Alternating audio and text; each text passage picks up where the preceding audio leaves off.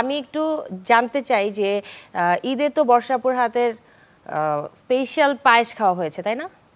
আচ্ছা, আমরা সবাই তো জানি যে বর্ষাপু খুব ভালো রান্না করতে পারে বা তার হাতে স্পেশাল পায়েস এটা তো মানে মাস্ট ঈদ আসলেই, কিন্তু কখনো কি এমন হয়েছে যে ভাইয়া আপুর জন্য কিছু রান্না করেছে?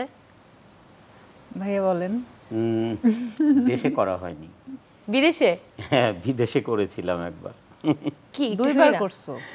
একটু শুনি না। দুইবার। ল্যাম্ব চপ আর বাহ, এটা বিদেশি খাবার। হ্যাঁ, গরুর মাংস পাকানো। ইজি, সহজ, ওর ঝামেলা কম। গরুর মাংস পাকিয়েছিলাম একবার, রান্না করেছিলাম গরুর মাংস, অনেক ঝাল দেওয়া নাকি? না, মরিচের ঝাল না, মানে গরম মশলার ঝালটা বেশি হয়ে গেছিল আর কি। অনেক বেশি মশলা দিয়ে দিছে, এটা ঝাল হয়ে গেছে। আর ল্যাম্ব চপ করেছিলাম। বাট মজা হয়েছিল। তোমার ওই যে গ্রামে যে আস্ত গরু জবাই করে রান্না করলে যে টেস্ট আসে না, ওই টেস্ট হয়েছিল। সিরিয়াসলি মজা হয়েছিল মাংস। বাহ, আজকে তো জেনে গেলাম যে ভাইয়ারও একটা গুণ আছে, আপুকে রান্না করে খাইয়েছে। তখন আবরার হয়েছে না, তখন আবরার হওয়ার পরে। আচ্ছা, দুজনের একসাথে যদি জানতে চাই, একসাথে দুজনের এটা কততম ঈদ? কততম? অনেকতম তো। বছরের দুইটা ঈদ হলে তাহলে কত?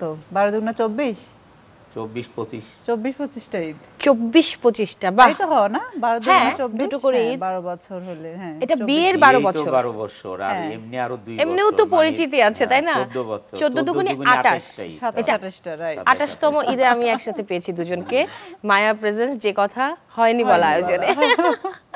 দারুণ দারুণ। আচ্ছা, আজকের দিনে এসে কি ওই যে প্রথম একসাথে ঈদ করার সেই মেমোরিগুলো মনে পড়ে?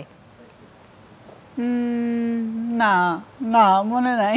আল্লাহ, তখন এমন হয় নাই যে ভাইয়ারও একটা এক্সাইটমেন্ট কাজ করেছে? নিশ্চয়ই ভাইয়ার নিশ্চয়ই মনে আছে, কারণ বর্ষা আপুকে গিফট করতে হবে, ঈদে সালামি দিতে হবে। বা বাচ্চারা হওয়ার আগে, ঈদের একদিন আগে বা ঈদের দিন রাতে দুজন বিদেশ চলে যেতাম সব সময়। আচ্ছা, তো এই জন্য ওইভাবে মনে নাই। বাট বেবিরা হওয়ার পরে এটা হয় নাই, তো এই জন্য বাচ্চারা হওয়ার পরে মনে আছে।